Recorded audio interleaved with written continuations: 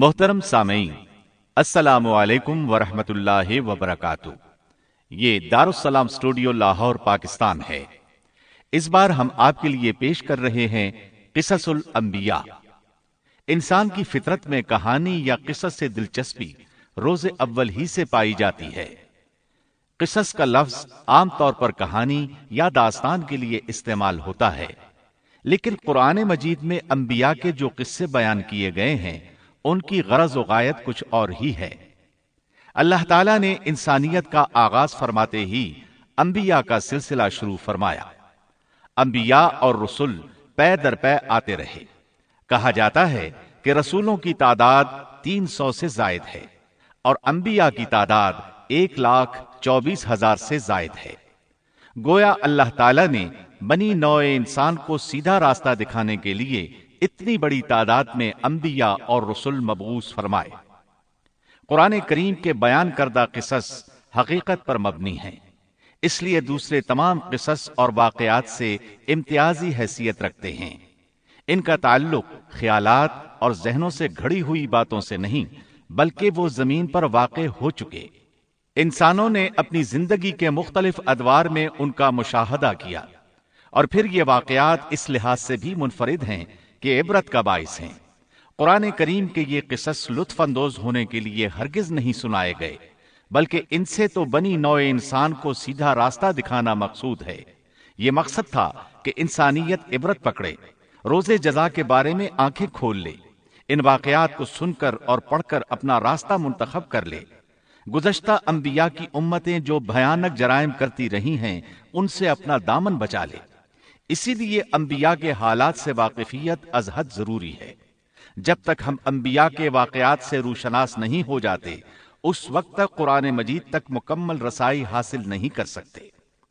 کتنی بار سیدنا آدم علیہ السلام کا قصہ بیان ہوا، کتنی مرتبہ نوح علیہ السلام کا تذکرہ ہوا، اسی طرح موسیٰ علیہ السلام اور بنی اسرائیل کا ذکر آیا، فرعون کا واقعہ بیان ہوا۔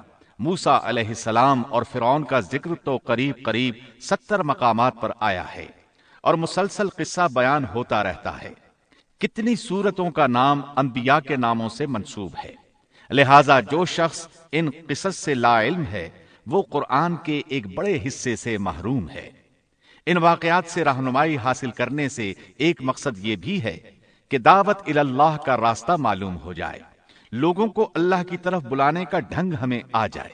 اللہ کرے ہم بھی ان لوگوں میں شامل ہو جائیں جو اللہ کی طرف دعوت دیتے ہیں، ہم بھی نیکی کا حکم کرنے اور برائی سے روکنے والے بن جائیں۔ امر بالمعروف اور نہی عن المنکر کے صحیح راستے پر چلنا اس وقت تک ممکن نہیں جب تک کہ ہمارے سامنے کوئی ایسا نمونہ موجود نہ ہو جس کے مطابق ہم اپنے آپ کو چلا سکیں۔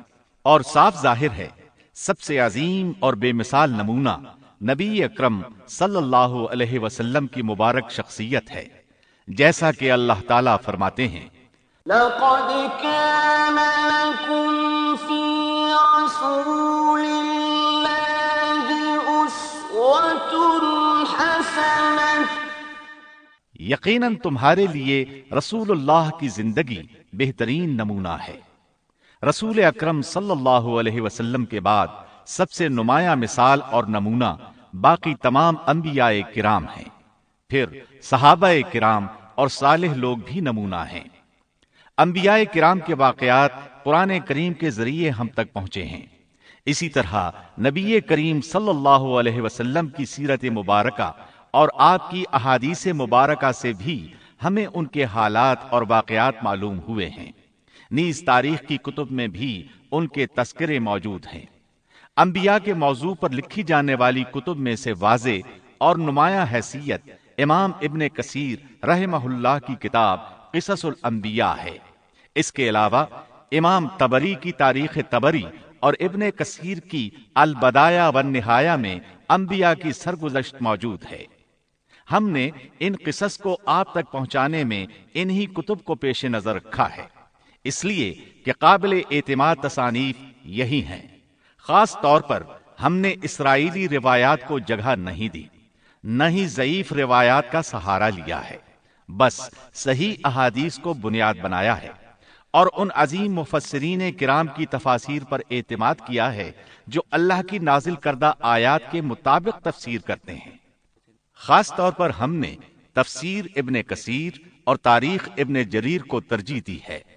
اس حصے میں آپ سنیں گے زمین و آسمان کی تخلیق سے پہلے کیا تھا، اللہ تعالیٰ کا عرش کہاں تھا، اللہ تعالیٰ نے زمین و آسمان اور پہاڑوں اور درختوں کو کتنے دنوں میں پیدا کیا، کون سی چیز کس دن پیدا کی گئی، اور کون سی چیز سب سے پہلے پیدا کی گئی، فرشتے، جن اور انسان کس کس چیز سے پیدا ہوئے، انسانوں اور جنوں کی تخلیق کا مقصد، ابلیس کون تھا۔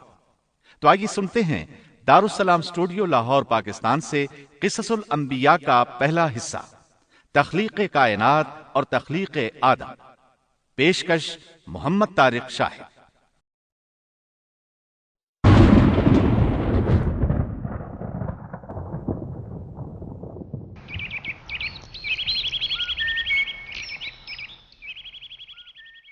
اللہ تعالیٰ فرماتے ہیں اللہ خالق كل شيء وهو على كل شيء وكيل۔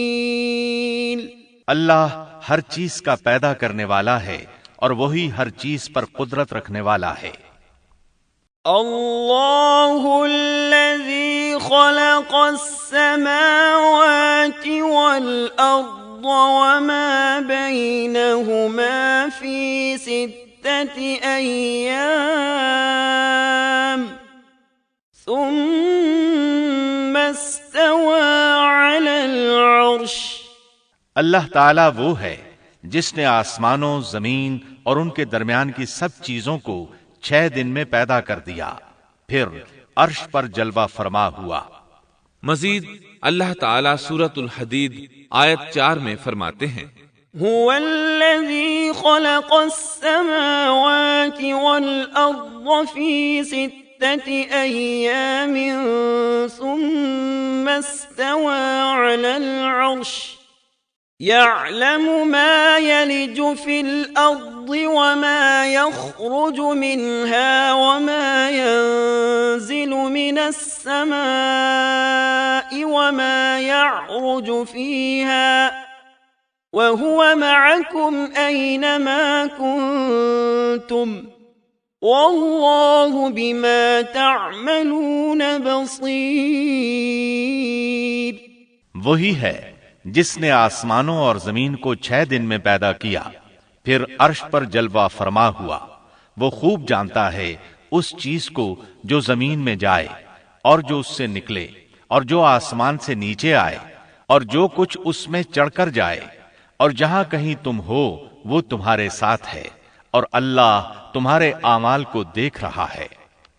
اسی طرح اللہ تعالیٰ سورہ ہود آیت 7 میں فرماتے ہیں وَهُوَ الَّذِي خَلَقَ السَّمَاوَاتِ وَالْأَرْضَ فِي 6 أَيَّامٍ وَكَانَ عَرْشُهُ عَلَى الْمَاءِ۔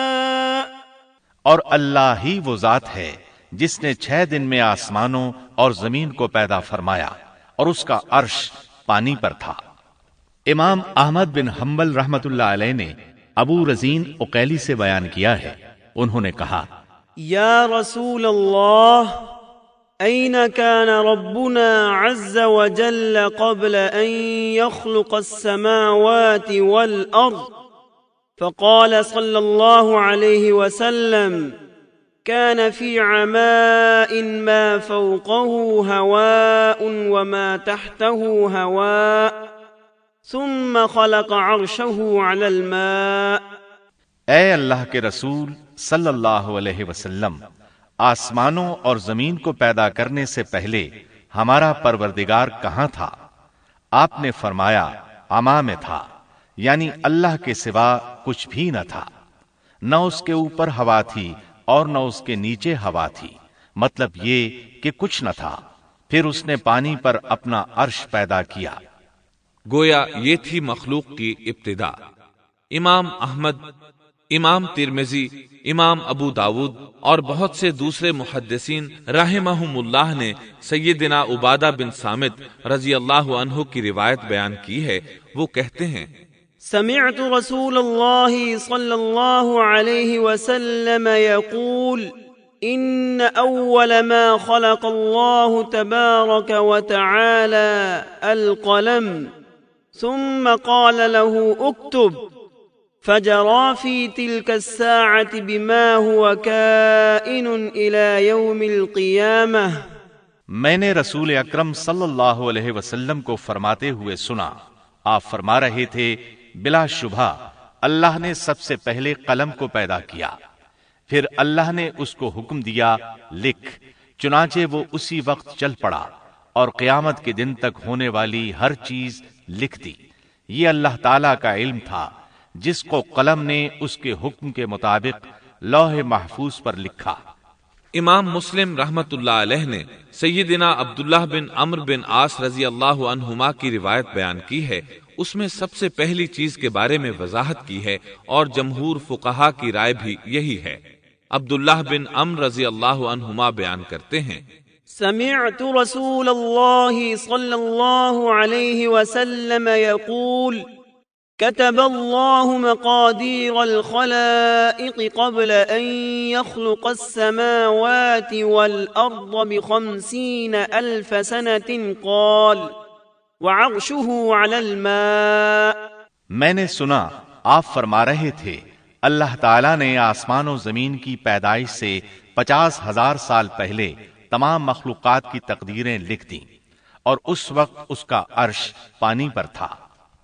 اس حدیث مبارک سے واضح ہو گیا کہ سب سے پہلے پانی اور پھر پانی پر عرش پیدا کیا گیا، پھر قلم کی پیدائش ہوئی، اس نے تقدیر تحریر کی، پھر آسمان اور زمین کی تخلیق ہوئی۔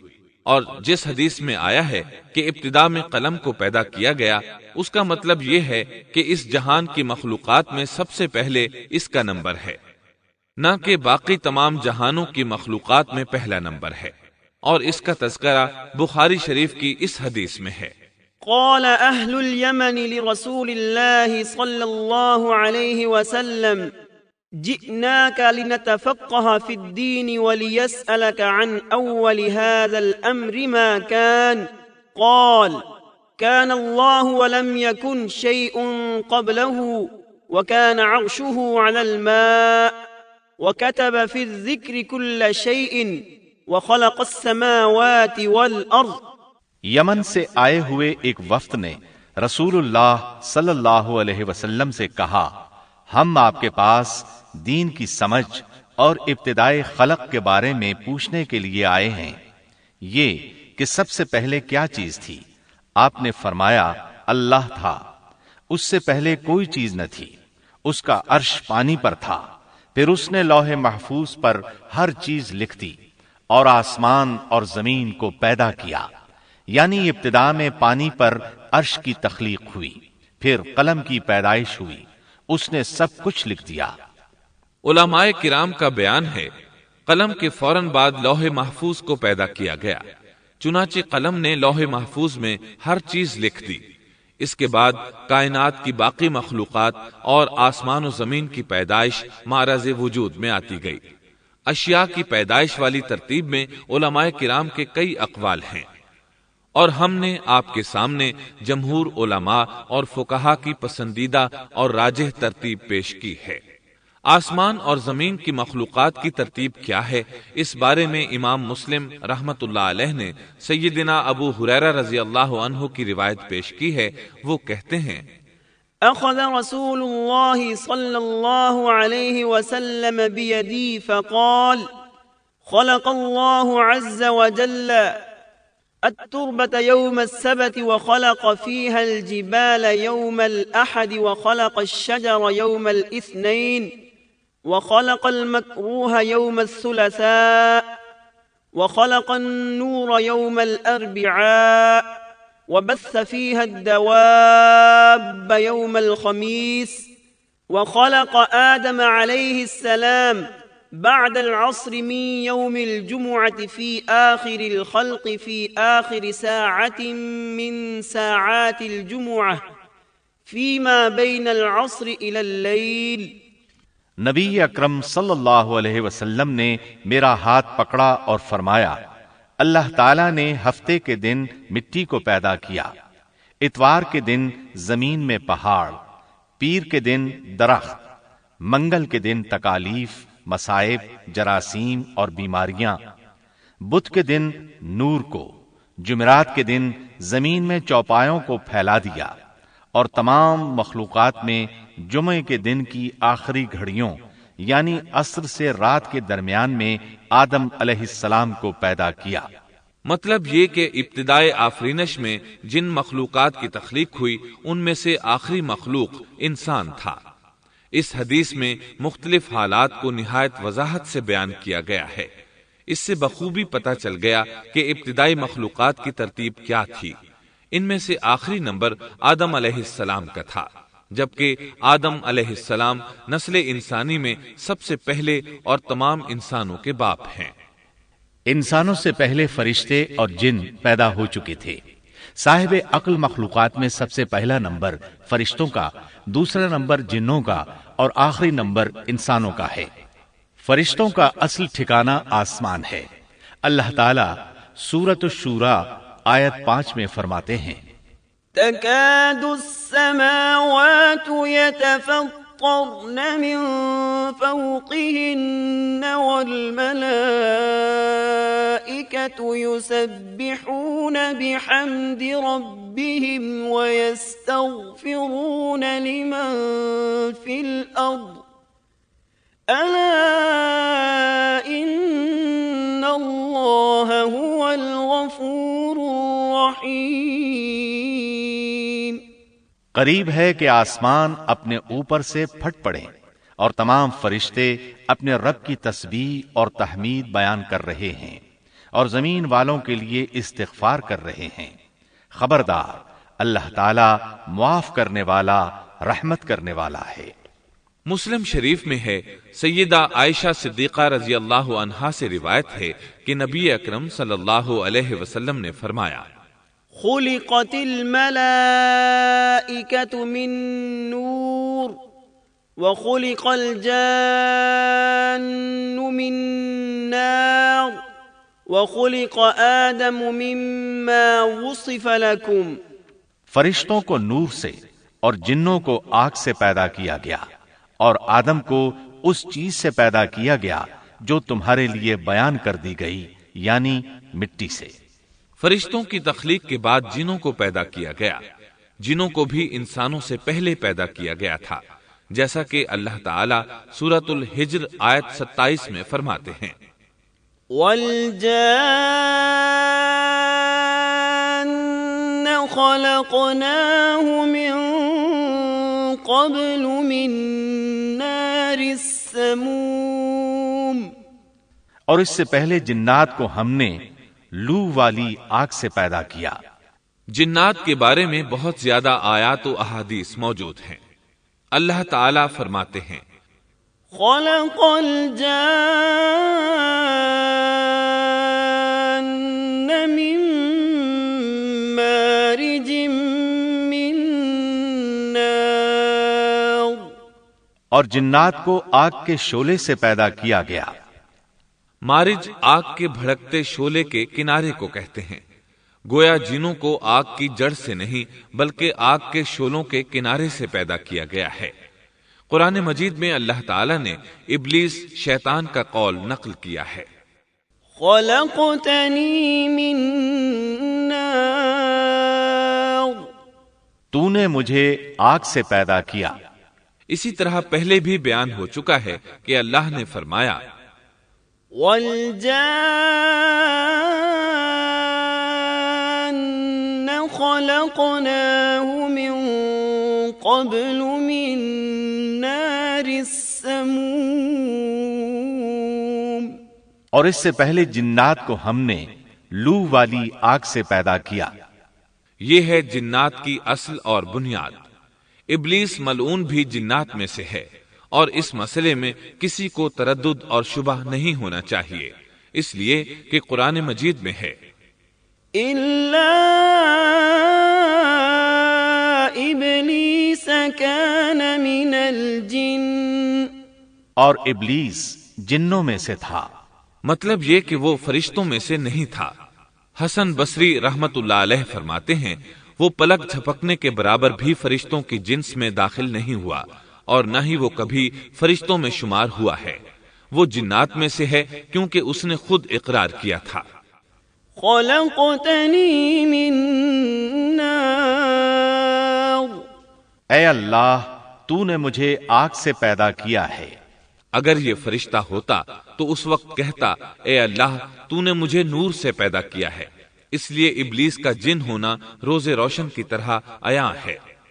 سیدنا عبداللہ بن عمرو رضی اللہ عنہما اور سیدنا عبداللہ بن عباس رضی اللہ عنہما فرماتے ہیں آدم علیہ السلام سے 2000 سال پہلے جنات پیدا کیے گئے، وہ ہماری اس زمین پر رہائش پذیر تھے۔